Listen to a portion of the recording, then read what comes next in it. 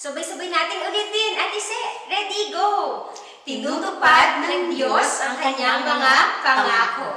Yan ang katotohanan na aalamin natin dito sa episode 6 sa ating Good News Club Online. Maligayang pagbabalik mga bata. Ang pagkamakapangyarihan ng Diyos, buhay ni Jose. Yan ang pamagat ng ating bagong seryeng aralin. At sa unang lesson o aralin natin, aalamin natin kung ano ba ang mga pangako ng Diyos para sa iyo at paano niya ito tutuparin.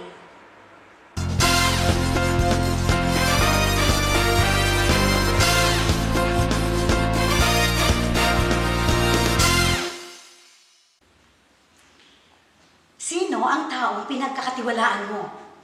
Maaring ang taong yun ay ang mama mo, o papa mo, o pinakamatalik mong kaibigan o kapatid. O kaya naman, ang isang guro sa inyong paaralan. Kapag nagtiwala ka sa isang tao, madalas dahil sa may malasakit sila sa iyo at hindi ka nila sadyang sasaktan. Tinutulungan din tayo ng Biblia na maaari nating pagkatiwalaan ng Diyos at ang plano niya para sa atin. Makinig habang babasahin ko sa inyo ang ating verse ngayon na makikita sa Biblia ang salita ng Diyos. Ito ay matatagpuan sa Lumang Tipan sa aklat ni Jeremias, Kabanata 29, talata 11. Sinasabi, sapagkat batid kong lubos ang mga plano ko para sa inyo, mga planong hindi ninyo ikakasama kundi para sa inyong ikabubuti. Ito'y mga planong magdudulot sa inyo ng kinabukasang punong-puno ng pag-asa. Si Jeremias ay isang propeta na nangahulugan na binigyan siya ng espesyal na mensahe ng Diyos para sa kanyang bayan o sa mga tao niya. At si Jeremias mismo ang nagsulat nito at ang mga salita dito ay galing din sa Diyos. At naisulat ito matagal ng panahon bago pa pumarito si Jesus sa mundo. Muli ang ating talata ay matatagpuan sa Jeremias 29:11. Pwede bang sabayan niyo ako sa pagbabasa? Sapagkat batid kong lubos ang mga plano ko para sa inyo, mga planong hindi ninyo ikakasama, kundi para sa inyong ikabubuti. Ito'y mga planong magdudulot sa inyo ng kinabukasang punong-puno ng pag-asa. Jeremias 29:11. Dito, sinasabi ng Panginoon, sapagkat batid kong lubos ang mga plano ko para sa inyo. Ang Diyos mismo ang nagsasabi dito at ibig niyang malaman ng kanyang bayang Israel o mga Hudyo ang plano niya para sa kanila. At ang plano niya ay mga planong hindi ninyo ikakasama kundi para sa inyong ikabubuti. Ito'y mga planong magdudulot sa inyo ng kinabukasang punong-puno ng pag-asa. Ang plano ng Diyos ay hindi masama kung hindi mabuti, dahil ang Diyos ay mabuti at alam niya ang pinakamabuti. Ang plano ng Diyos sa kanyang bayan ay alagaan sila at hindi sila pababayaan. Alam ng Diyos ang hinaharap. Ang ibig sabihin nun, alam ng Diyos ang mangyayari bukas, o sa linggong ito, o sa sunod na linggo, o sa buwan na ito, o sa sunod na buwan, o sa taong ito, at sa susunod pang mga taon at marami pang taon. Dahil ang Diyos ay alam niya ang lahat ng bagay. Kaya gagawin niya ang lahat ng makakabuti ayon sa kanyang tamang panahon at plano. Kaya may pag-asa ang mga tao ng Diyos o ang bayan ng Diyos. Dahil ang Diyos ang may kontrol sa lahat ng bagay at alam niya ang mangyayari. Kaya mapagkatiwalaan mo ang plano ng Diyos para sa iyo. Dahil ang Diyos ay tapat at tinutupad niya ang kanyang plano o pangako sa atin. Kung naniwala ka na sa Panginoong Yesus bilang iyong tagapagligtas, para sa iyo ang talatang ito. Mapagkatiwalaan mo ang Diyos, nakasama mo siya at lagi siyang panig sa iyo. Ang Diyos ay laging mabuti at ang plano niya sa iyo ay mabuti. Pwede ba natin sasabihin, tinutupad ng Diyos ang kanyang mga pangako? Pwede mo akong sabayan ulit. Tinutupad ng Diyos ang kanyang mga pangako. Isa pa, tinutupad ng Diyos ang kanyang mga pangako. Hindi talaga natin alam kung ano ang mangyayari o mangyayari pa lamang. Pero alam ng Diyos. Alam niya ang mangyayari dahil alam niya ang lahat ng bagay. Kaya makakaasa tayo sa Kanya. Kung ikaw hindi mo pa pinaniwalaan ang Panginoong Yesus na iyong tagapagligtas, inaalala ka rin ng Diyos. Mahal ka ng Diyos at may magandang plano din siya para sa iyo. Gusto ng Diyos na mapatawad ka sa iyong kasalanan. Ngunit, gusto ng Diyos na paniwalaan mo si Jesus na siya lang ang makakaligtas sa iyo sa iyong kasalanan. Pwede mong paniwalaan si Jesus ngayon. Okay, ngayon mga bata, aalamin na natin ang ating talatang ito at sauluhin gamit ang larong Tone It Down. Ngayon tatawagin ko si Kuya Jello na sabayan ako. Kasi ang Tone It Down, okay, come on Kuya Jello. Okay, say hi. Ayan. Sa Tone It Down, babasahin natin ang talatang ito simula sa pinakamalakas nating boses, no? The loudest hanggang sa mahina ng boses. Okay? So, pinakamalakas, mas malakas, malakas. Mahina, mas mahina, pinakamahina. Okay, yan ang gagawin natin sa ating pagbabasa. Okay, ready ka na ba? Simulan na natin. Okay? Simulan na natin, sabay si Kuya Jello. Okay, simulan natin sa address, Jeremias 29:11. Okay, sa malakas na boses. Sapagkat batid kong lubos ang mga plano ko para sa inyo. Mga planong hindi ninyo ikakasama, kundi para sa inyong ikabubuti. Ito'y mga planong magdudulot sa inyo ng kinabukasang punong-puno ng pag-asa. Jeremias 29:11. So, konting mahina. Jeremias 29:11. Sapagkat batid kong lubos ang mga plano ko para sa inyo. Mga planong hindi ninyo ikakasama, kundi para sa inyong ikabubuti. Ito'y mga planong magdudulot sa inyo ng kinabukasan punong-puno ng pag-asa. Jeremias 29:11. Okay, hinaan natin pa ng konti. Jeremias 29:11. Sapagkat batid kong lubos ang mga plano ko para sa inyo. Mga planong hindi ninyo ikakasama, kundi para sa inyong ikabubuti. Ito'y mga planong magdudulot sa inyo ng kinabukasan punong-puno ng pag-asa. Jeremias 29:11. Soft na, mahina na. Jeremias 29:11. Sapagkat batid kong lubos ang mga plano ko para sa inyo. Mga planong hindi ninyo ikakasama, kundi para sa inyong ikabubuti. Ito'y mga planong magdudulot sa inyo ng kinabukasan punong-puno ng pag-asa. Jeremias 29:11. Okay, mahina. Jeremias 29:11. Sapagkat batid kong lubos ang mga plano ko para sa inyo. Mga planong hindi ninyo ikakasama, kundi para sa inyong ikabubuti. Ito'y mga planong magdudulot sa inyo ng kinabukasan punong-puno ng pag-asa. Jeremias 29:11. Mahina pa.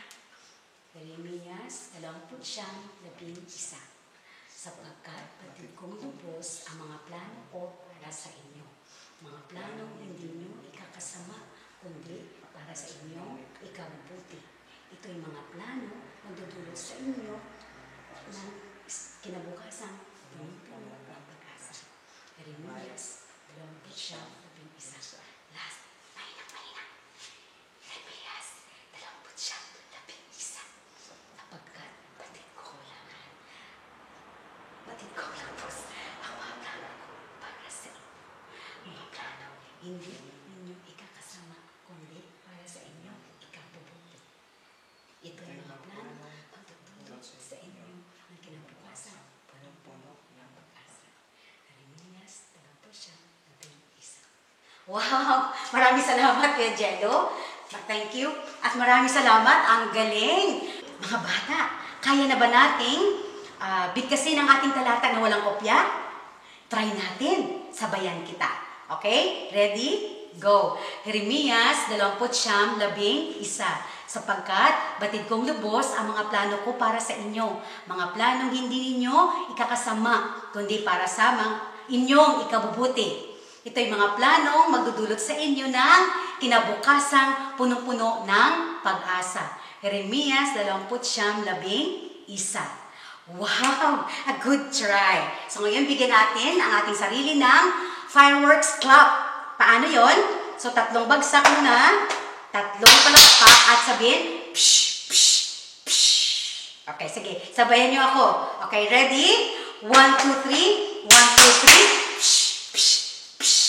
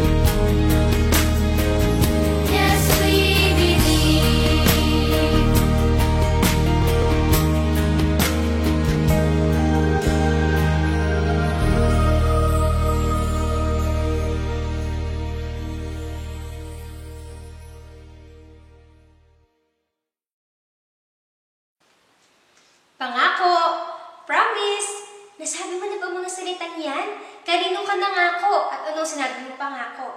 Maaari sa iyong isang kaibigan. Sinabi mo na maglalaro kayo isang hapon. Pero di nangyari ang iyong pinangako dahil kinakailangan umalis ng iyong pamilya. O kaya naman sinabihan mo ang iyong kaklase na sabay kayong papasok sa school pag umaga. Pero hindi nangyari yun. Kasi tinanghali ka o na-late ka na gising. Yan ay ilan sa pagpapakita na minsan hindi mo natutupad ang iyong mga pangako. Pero nangyayari ba sa Diyos ang mga ganyang bagay? May mga pangako ba siya na hindi natutupad? Tama ang iniisip mo. Wala. Dahil ang Diyos, lahat ng bagay at ang kanyang mga pangako ay kanyang tinutupad.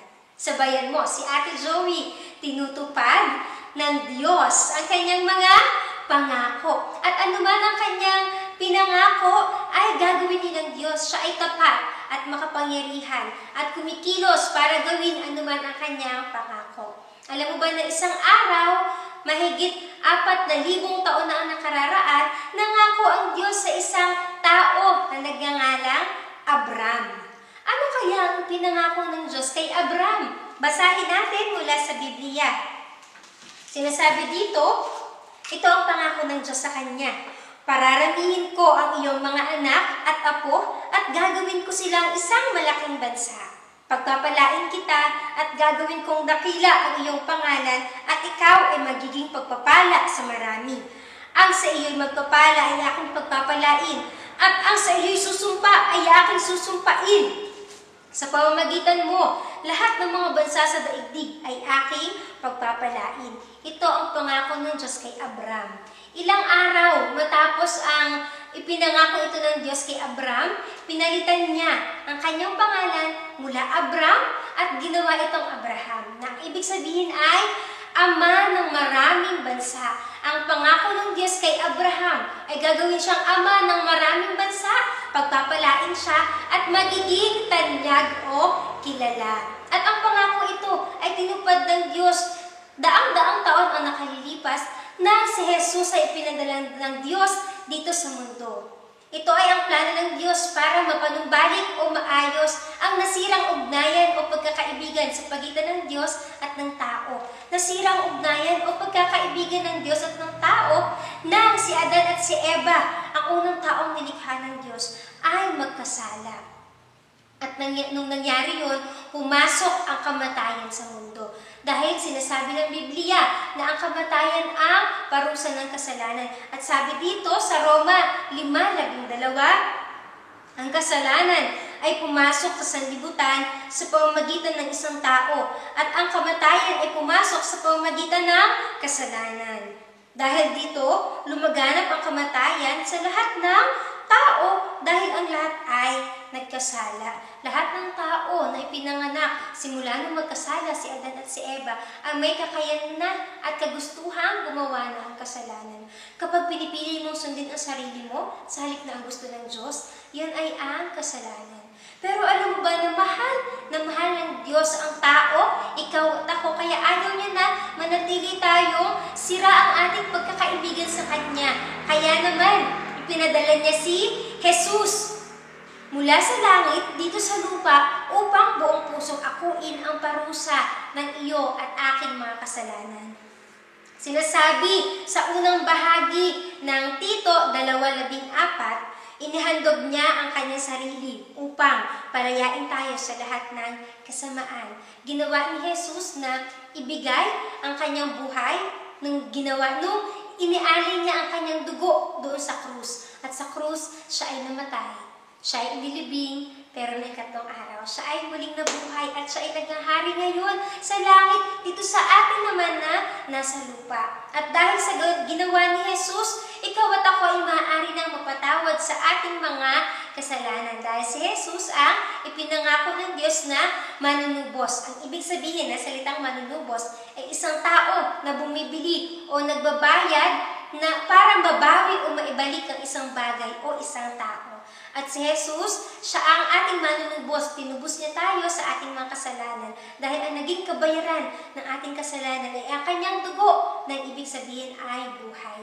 At si Jesus, ang katuparan sa pangako na ibinigay ng Diyos kay Abraham, libo-libong taon na ang nakakaraan o daang-daang taon na ang nakakaraan. At sinasabi sa atin ng Biblia, simula pa lamang sa aklat ng Genesis, ang unang aklat sa Biblia, na ang Diyos ay magpapadala ng isang tagapagligtas na magmumula nga sa lipi ni Abraham. At yan ang pangako ng Diyos kay Abraham. Nang mamatay si Abraham, inulit ng Diyos at ipinaalala ang kanyang pangako sa kanyang anak naman na si Isaac. At si Isaac ay may anak din na lalaki na ang pangalan ay Jacob. At maging kay Jacob ay ipinaalala at inulit ng Diyos ang kanyang pangako sa pamilya ni Abraham. At nang makuha ni Jacob ang kanyang pagpapala, ang pagpapala ng Diyos sa pamamagitan ni Abraham, siya ay, tingnan mo ang ating mapa, siya mula sa Kanaan, siya ay nagpunta sa bayan ng Haran para doon ay humanap ng mapapang asawa. At pagdating niya sa bayan ng Haran, siya ay nanirahan sa isang lalaking nagngangalang Laban. At itong si Laban, siya ay mayroong anak na babae, nakababatang anak na babae na nagngangalang Raquel. At minahal ni Jacob si Raquel. Para magpakasalan itong si Raquel, naglingkod si Jacob ng 7 taon. kay Laban para lamang kanyang mapakasalan si Rachel. At dumating na ang pagkakataon na hinihintay ni Jacob. Natapos na ang 7 taon ng paglilingkod sa sambahayan ni Laban at panahon na para pakasalan si Rachel. Pero dinaya ni Laban si Jacob at sa halip na si Rachel ang kanyang pakasalan ay ibinigay ni Laban si Leah, ang mas nakatatandang kapatid ni Rachel. At siya ang naging asawa ni Jacob. Nilinlang ni Laban si Jacob. Pero pagkatapos noon, hinayaan din ni Laban na mapang-asawa at mapakasalan ni Jacob si Rachel. Pero kailangan pa niyang maglingkod ng karagdagang 7 taon. At ang nangyari ngayon ay mayroon ng 2 asawa si Jacob. Sa panahon nila, nung nabubuhay pa si Jacob, si Rachel at si Leah, at sa lugar kung saan sila naninirahan, ay nangyayari talaga ang ganitong bagay.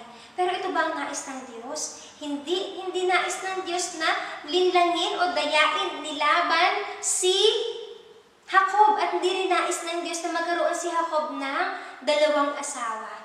At maraming problema ang naging dala ng panililang o pandaraya ni Laban kay Jacob. At dahil sa marami nilang problema, maitatanong tuloy natin ngayon kung tutuparin pa ba ng Diyos ang kanyang pangako sa pamilya ni Jacob?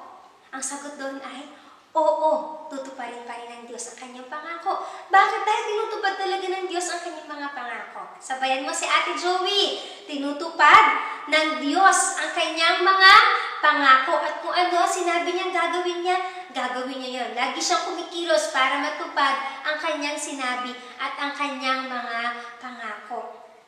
At nakita ng Diyos ang nangyayari. Mas minahal ni Jacob si Rachel kaysa kay Leah. At ito ay nagdulot ng galit sa puso ni Rachel at maging pagkainggit dahil nakita niya mas mahal ni Jacob si Rachel kaysa sa kanya. Nakita ng Diyos ang nangyayari sa sambahayan ni Jacob, maging ang nasasaktang damdamin ni Leah. Kaya naman, isang magandang balita ang nangyari kay Leah. Nagkaroon siya ng isang anak at ito ang panganay na anak ni Jacob. Ang pangalan ng kanilang anak na lalaki ay Ruben. At si Ruben ang naging unang anak na lalaki ni Jacob. Inakala ni Leah na dahil siya ay nagkaanak na, mamahalin na siya ni Jacob. Pero hindi ito nangyari. At lumipas pa ang mga panahon ay nadagdagan pa ang mga anak na lalaki ni Jacob. At sila, may 3 pa sumunod. Ang pangalan ng 3 sumunod na anak ni Jacob ay sina Simeon, Levi at Juda. Ilan na ngayon ang kanyang anak? Sabayan mo si Ate Joey sa pagbibilang, sasabihin ko ang kanilang mga pangalan. Ang kanilang mga pangalan ay si Ruben, Simeon, Levi at Juda. Tama ka, mayroon ng 4 na anak na lalaki si Jacob. At ang lahat ng ito ay anak niya kay Leah. Kaya sa kabilang banda naman ay si Rachel ay nalungkot dahil siya ay walang anak, hindi siya magkaanak. Kaya sinabi niya kay Jacob, ano ang kanya sinabi? Ito ang nangyari. Nainggit si Rachel sa kanyang kapatid sapagkat hindi siya magkaanak. Sinabi niya kay Jacob, mamamatay ako kapag hindi pa tayo nagkaanak.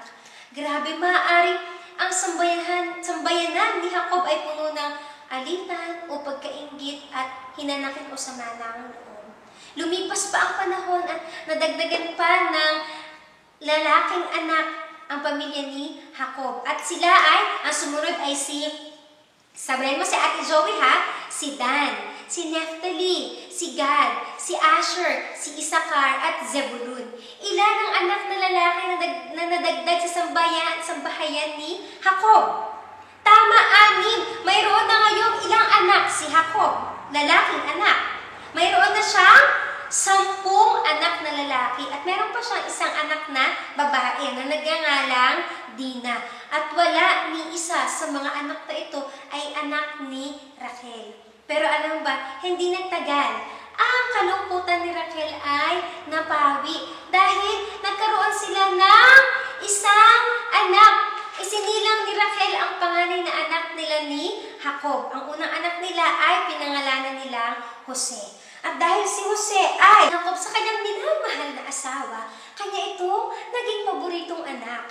Ngayon ay bibilangin natin lahat-lahat ilang anak na lalaki na mayroon si Jacob. Tama ka, 11.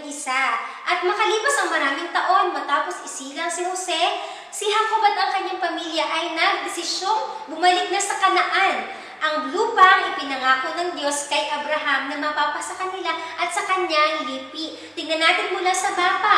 Mula sa Haran, sila ay magbabalik sa Kanaan. At si Jose at ang kanyang malaking pamilya, kasama ang kanyang mga alipin, ang kanilang mga alagang hayop o kawan, ang kanyang mga asawa at mga anak, ay magbabalik na patungo sa bayan ng Kanaan. Sila ay magsisimula na para sa kanilang mahabang paglalakbay. Pero alam ba ang isa pang nakakasabik na pangyayari?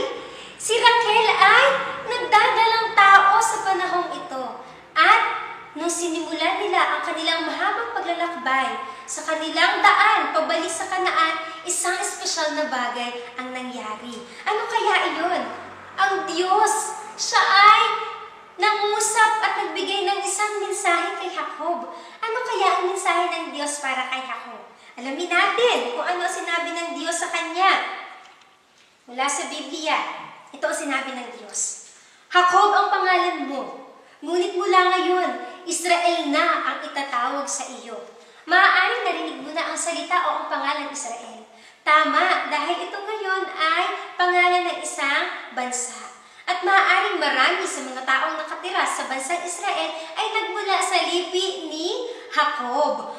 At alam mo ba na isa itong paalala ng Diyos kay Jacob na tutuparin niya ang pangako na ibinigay ng Diyos mula pa kay Abraham. At ito ay matutupad sa pamamagitan ni Jacob at ng kanyang pamilya. Lagi ng Diyos tinutupad ang kanyang mga pangako. Sabayan mo si Ate Joey, tinutupad ng Diyos ang kanyang mga pangako. Kung ikaw ay kilala mo na si Jesus bilang iyong Diyos at tagapagligtas, nais din ng Diyos na pagkatiwalaan mo ang kanyang mga pangako. Tandaan mo na laging kumikilos ang Diyos para mapangyari kung ano man ang sinabi niya at ipinangako niya para sa iyo. Maaaring hindi mo naiintindihan ang mga nangyayari, pero ang pangako ng Diyos ay tutuparin niya at kikilos siya, gagawin niya ang makabubuti para sa iyo. Basahin natin sa Biblia ang sinasabi sa Roma 8:28.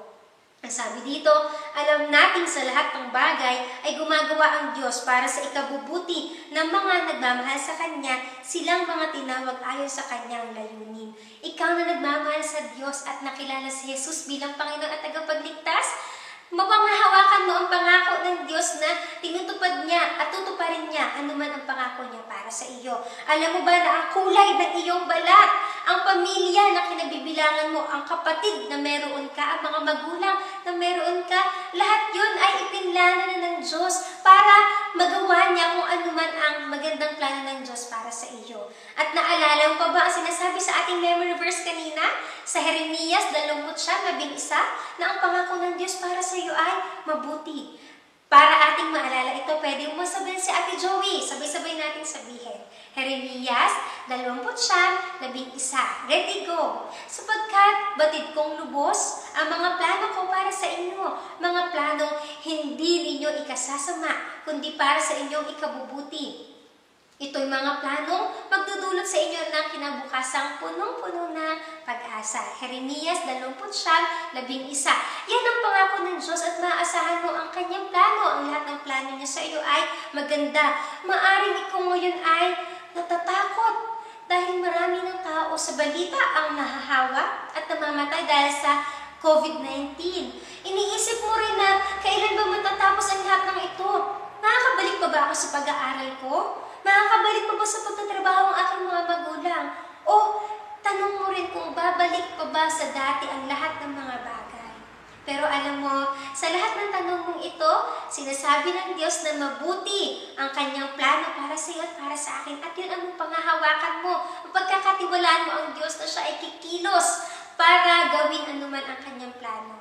At ganoon din, ang Diyos ay kikilos para gawin at tuparin ang pangako niya kay Jacob at sa kanyang pamilya. Dahil ang pangako ng Diyos ay sa lipi ni Abraham, manggagaling ang manunubos at nagsisimula na siyang tuparin ang kanyang pangako. Kaya nga, pinaalalahanan niya si Jacob tungkol sa pangakong ito. At nung nangyari ito, si Jacob ay sumamba sa Diyos. At sa lugar na ito, nagtayo si Jacob ng isang lugar, nilagyan niya ito ng palatandaang bato at tinawag ito na Bethel, nang ibig sabihin ay templo ng Diyos. At pagkatapos nito, sila ay nagsimula ng muli sa kanilang paglalakbay. Sa kanilang mahabang paglalakbay, ay malaki na nga talaga ang pamilya ni Jacob. At naalala ko kung ilan ang kanyang anak na lalaki, 11, at sa pagkakataong ito nga ay nagdadalang tao o buntis pa si Rachel. Sila ay nagsimula ng maglakbay muli pabalik sa bayan ng Kanaan. Pero sa kanilang paglalakbay ay kailangan nilang huminto na sila ay malapit na sa Bethlehem. Bakit? Dahil manganganak na si Rachel. At kinailangan nila munang huminto ng pansamantala. Matapos ang paghihirap para maisilang ang sanggol, lumabas ang sanggol at siya ay pinangalan ng Benjamin. Pero alam mo ba ang masamang balita? Si Rachel ay namatay at napakalungkot ng araw na iyon para kay Jacob. Ilan na ngayon ang anak na meron si Jacob? Mayroon siyang 13 anak, pero ang kanyang anak na lalaki ay 12. Sino-sino sila? Sabayan mo si Ate Joey at bilangin mo habang inuulit ko ang kanilang mga pangalan. Sila ay sina Ruben, Simeon, Levi, Huda, Dan, Neftali, Gad, Asher, Isakar, Zebulun, Jose at si Benjamin. Inilibing nila sa Bethlehem si Rachel at sila ay nagpatuloy na sa kanilang paglalakbay patungo sa bayan ng Kanaan. Tinutupad ng Diyos ang kanyang mga pangako at ito ang kanyang ginagawa sa pamilya ni Jose. Dahil ang pamilya ni Jose, ang kanyang ama na si Jacob, sila ang pamilya ng pangako, sila ang binigyan ng Diyos ng pangako. At nais din ng Diyos na ipakita sa kanila na talagang tutuparin niya ang kanyang pangako sa kanilang pamilya. Bakit? Dahil, sabayan mo si Ate Joey, tinutupad ng Diyos ang kanyang mga pangako. At kahit na maraming kamalian ang pamilya ni Jacob, walang makapipigil sa Diyos para tuparin niya ano man ang kanyang ipinangako sa pamilya ni Jacob o sa pamilya ni Jose. Kahit na anong mangyari, kahit anong pagkakamali, sila ang pinili ng Diyos na pamilya kung saan ay ipadadala ng Diyos ang tagapagligtas. Ang tinatawag natin kanina na manunubos, walang iba kundi ang Panginoong Hesus. Nakilala mo na ba ang Panginoong Hesus bilang iyong Panginoon at tagapagligtas? Siya ang tinatawag natin na manunubos, ang siyang nagbayad para sa ating mga kasalanan. Nangyari iyon nung siya ay mula sa langit, siya ay bumaba dito sa lupa at inako niya ang parusa ng iyo at aking mga kasalanan. At sinasabi sa Biblia, sa aklat ng Juan, 1:12, subalit ang lahat ng tumanggap at sumampalataya sa Kanya ay binigyan niya ng karapatang maging mga anak ng Diyos. Ang ibig sabihin ng salitang tumanggap at sumampalataya ay ito ay ang buong pusong paniniwala na si Jesus ay Diyos, ang Diyos anak na naparito sa mundo upang akuin ang parusa ng iyo at aking mga kasalanan. Ay binigyan ng karapatang maging anak ng Diyos. Ang ibig sabihin naman ng maging anak ng Diyos ay kung tatanggapin mo si Jesus bilang iyong Panginoon at tagapagligtas, bilang iyong manunubos, ay mapapabilang ka sa pangwalang hanggang pamilya ng Diyos. Pero kabilang ka pa rin sa pamilya mo dito sa lupa. At meron ka na rin buhay na walang hanggan. Ang buhay na walang hanggan, yun yung buhay na maaari kang magkaroon kapag tinanggap mo si Jesus bilang iyong tagapagligtas. At yun ang buhay na hindi matatapos kailanman, kahit doon sa buhay kasama ang Diyos ng pangwalang hanggan. Tatanungin kita, naniniwala ka ba sa ginawa ni Jesus nang tubusin niya ang parusa ng iyong mga kasalanan? Binayaran ni Jesus sa pamamagitan ng kanyang buhay ang parusa ng kasalanan mo at kasalanan ko. At kung ikaw nais mo na maniwala kay Jesus at tanggapin siya bilang iyong Panginoon at tagapagligtas, pwede mo bang ulitin ang panalangin ito? Pero ipapaalala ipapaalala ulit sa'yo ni Ate Joey na hindi ang panalangin ito ang makapagpapatawad sa iyong kasalanan at pagbibigay sa'yo ng buhay na walang hanggan. Si Jesus lamang ang makakagawa nun para sa iyo. Kung handa ka na magtiwala o sumampalataya kay Jesus, ulitin mo ang panalangin ito na papangunahan ka ni Ate Joey. Yumuko ka at pumikit at tayo ay manalangin. Panginoong Diyos, inaamin ko po na ako ay makasalanan at gumagawa po ako ng mga bagay na gusto ko lamang. Pero hindi po yun ang gusto mo. Humihingi po ako ng kapatawaran kung sinunod ko po ang sarili kong kagustuhan. At naniniwala po ako na si Jesus, binayaran niya ang parusa ng aking kasalanan. Nang sa ganoon, magkaroon po ako ng buhay na walang hanggan. Naniniwala po ako sa Kanya at tinatanggap ko po siya bilang aking Panginoon at tagapagligtas. Simula po ngayon, tulungan mo po ako, O Diyos, na Ikaw na ang masunod sa aking buhay. Salamat po sa pangalan ng Panginoong Jesus. Amen. Kung sumabay ka sa maiksing panalangin na ito, tandaan mo na ang pangako ng Diyos mula sa Kanyang salita na sa lahat ng maniwala o sumampalataya kay Jesus ay may buhay na walang hanggan. Isa yun sa pangako ng Diyos at tinutupad niya ang Kanyang mga pangako. Bakit? Dahil, sabayin mo si Ate Joey, tinutupad ng Diyos ang Kanyang mga pangako at anuman ang mangyari, walang makapipigil sa Diyos para gawin ang Kanyang plano, lalo na ang magandang plano niya para sa iyo at para sa akin.